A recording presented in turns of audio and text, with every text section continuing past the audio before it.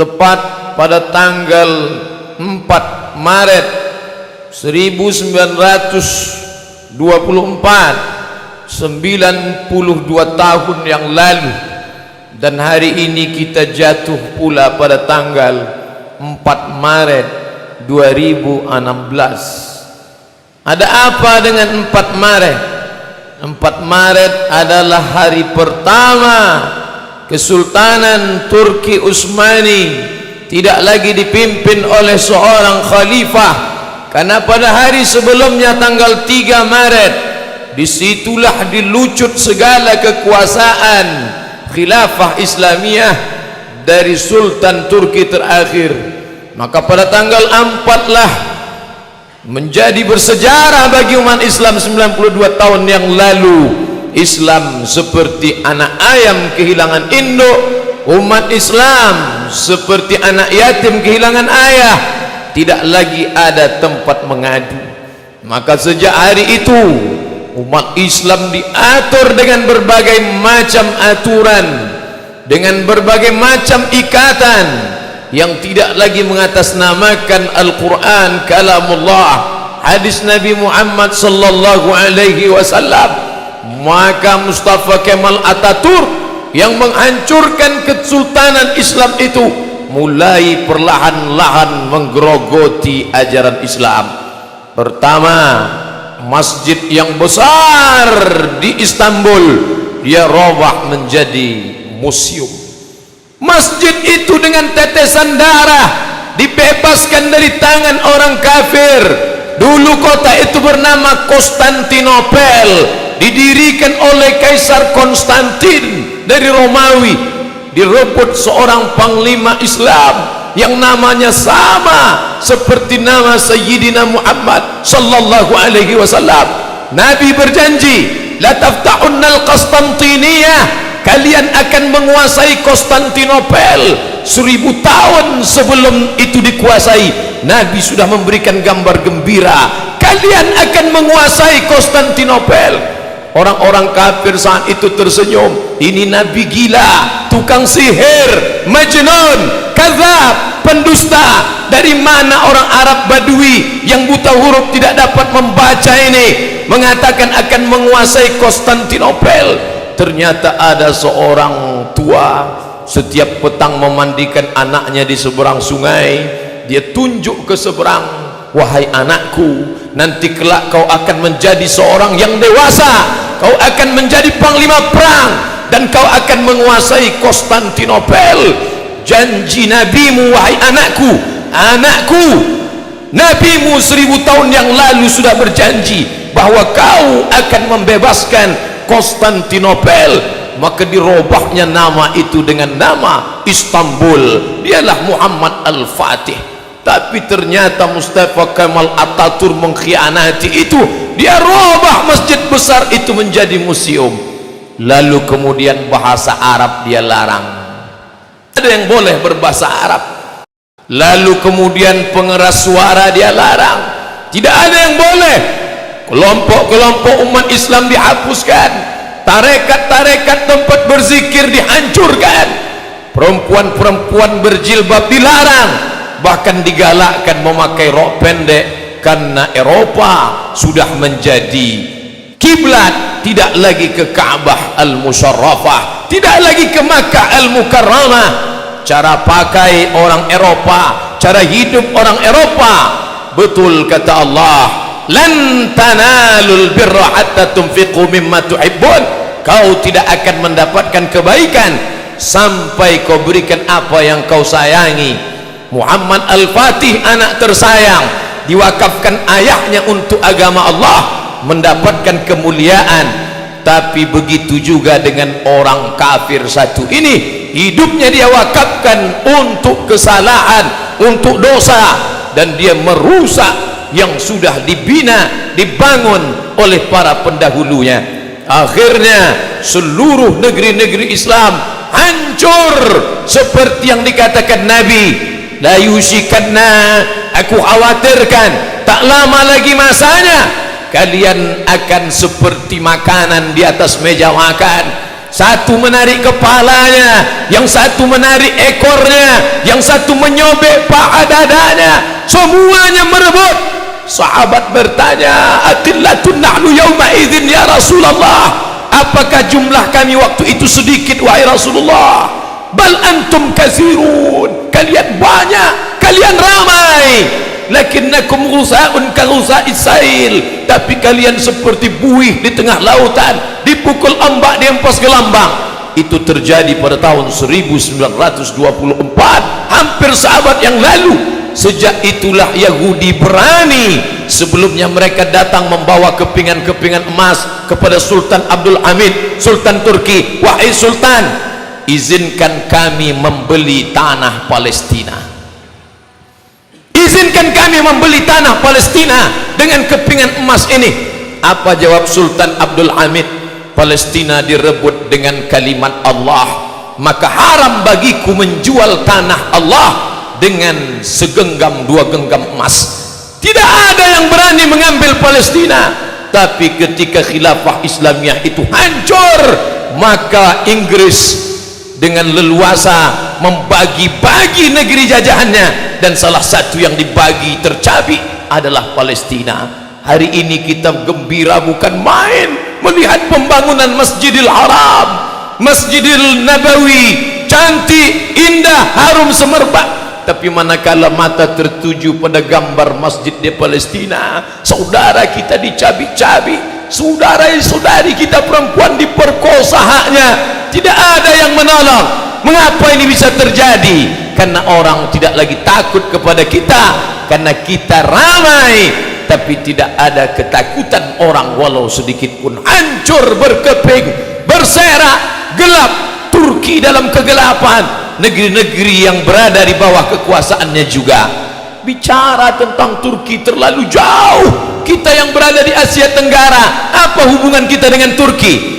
Tapi mereka yang membaca sejarah dengan baik, Sultan Hamengkubuwono, Sultan Yogyakarta menunjukkan prasasti bahwa Turki pernah menitipkan kekuasaan kepada Sultan Hamengkubuwono. Buktinya masih dipegang sampai sekarang. Apa maknanya? Bahkan di antara wali songo itu pun, di antara mereka adalah utusan dari Kesultanan Turki. Bukankah Turki itu bermazhab Hanafi? Bukankah orang-orang Turki itu bermazhab Hanafi? Tapi kenapa Sultan yang bermazhab Hanafi mengirim ulama-ulama wali songo bermazhab Syafi'i?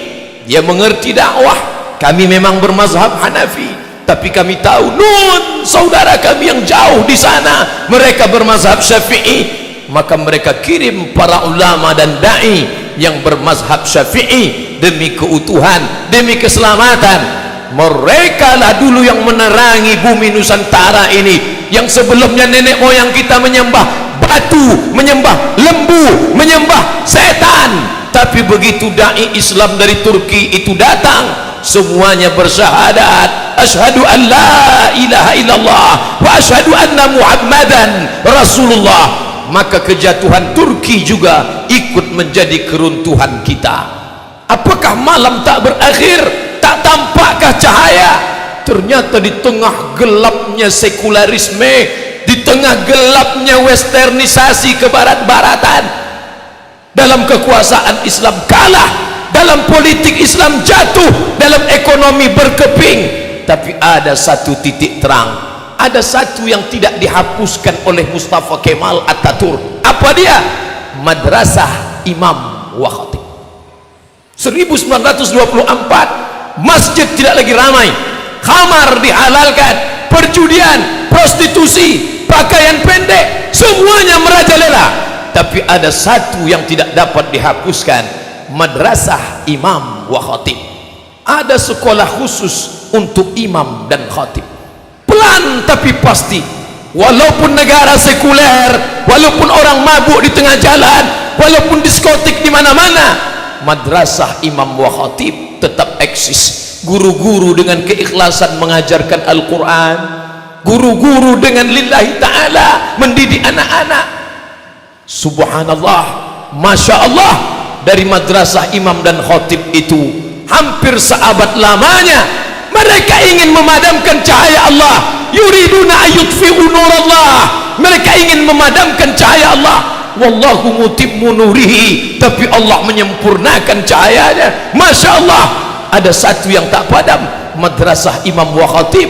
Dari sekolah imam dan khatib ini lahirlah seorang pemimpin yang hari ini disegani dunia, yang berani duduk meletakkan tapak kakinya di wajah Simon Peres laknatullah alaih. Dia berani menunjuk wajah Simon Peres. Inilah orang yang berani membunuh anak-anak Palestina. Ya qatilul abriya, wahai engkau yang berani membunuh anak-anak Palestina. Laki-laki itu bernama Erdogan, seorang alumni dari madrasah imam dan khatib. Kita boleh kalah dalam bidang ekonomi, kita boleh kalah dalam bidang politik, tapi ada satu yang tak pernah mati, pendidikan Islam. Mari kita tanamkan agama Islam di dalam diri anak-anak kita. Banyak orang yang tidak sabar dengan keadaan ini, lalu mereka menempuh jalur kekerasan, radikalisme, bunuh, bakar, hancurkan. Ini bukan ajaran Islam. Islam datang dengan kelembutan. Ud'u ila sabili rabbik, ajak mereka ke jalan Tuhanmu bil hikmah, dengan kata-kata yang santun dan lembut, wal mau'izatil hasanah, dengan curi taudadan, contoh yang baik, keteladanan, keagungan, kemuliaan. Andai dia ingin berdebat, debatlah dia. Wajadilhum, debatlah billati hiya ahsan, dengan cara yang lembut, dengan cara yang santun, dengan cara yang baik. Di lokal itu guru tetap mengajarkan Bismillahirrahmanirrahim, Alif Lam Mim.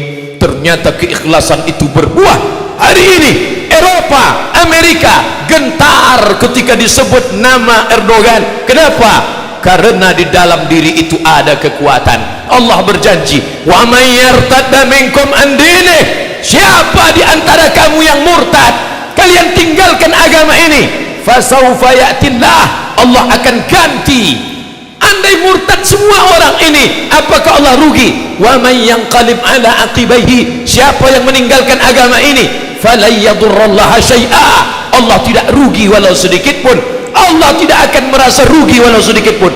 Ketika semua orang Turki meninggalkan Islam, ketika mereka merubah masjid menjadi museum, ketika mereka melarang perkumpulan, apakah rugi Allah?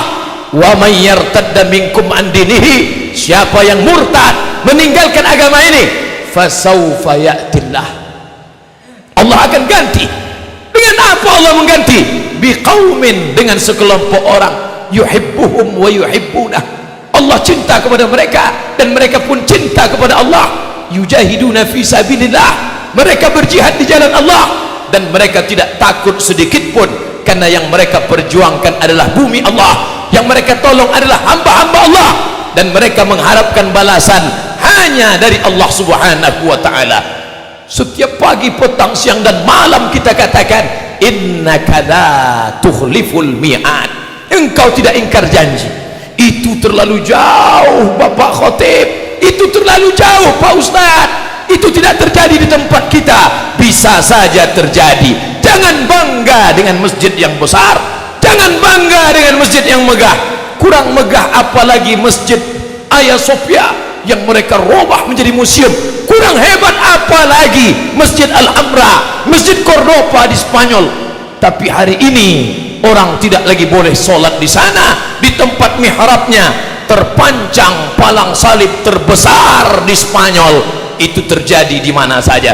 Kalau tidak kita wariskan agama Islam ini untuk anak cucu kita di masa akan datang, apa yang terjadi di Turki bisa juga terjadi. Embrio-embrionya, bibit-bibitnya sudah nampak hari ini. Negeri Islam lebih 80% Muslim, raksasa. Tapi raksasa itu pengecut. Orang tidak lagi takut pada raksasa itu. Dengan menantang, mereka berani mencalonkan diri sebagai kepala daerah di negeri markas Islam, di negeri pusat Islam, di negeri simbol Islam. Apa artinya? Tidak lagi ada ketakutan kepada umat Islam. Umat Islam bisa dibeli dengan materi. Asabakumul wahnu, kalian terkena penyakit wahan, kalian kena penyakit wahan. Sahabat bertanya, wa mal wahnu ya Rasulullah, apa wahan itu wahai Rasulullah? Rasul menjawab, hubbud dunya, hubbud dunya, kalian terlalu cinta pada dunia, wa karahiyatul maut, kalian takut mati, kalian takut meninggalkan dunia. Maka itulah yang membuat umat ini tidak dihargai. Musuh-musuh bisa membeli iman kita, membeli baju kita, membeli akidah kita. Islam KTP-nya, Islam bapak ibunya, tapi imannya sudah dibeli orang lain. Suaranya dibeli dengan harga 500.000, dengan 50.000 serangan fajar. Mereka tersenyum. Orang yang tidak mandi wajib dan tidak bersunat itu berani menjadi pemimpin kita. Maka Islam tidak mengajarkan itu.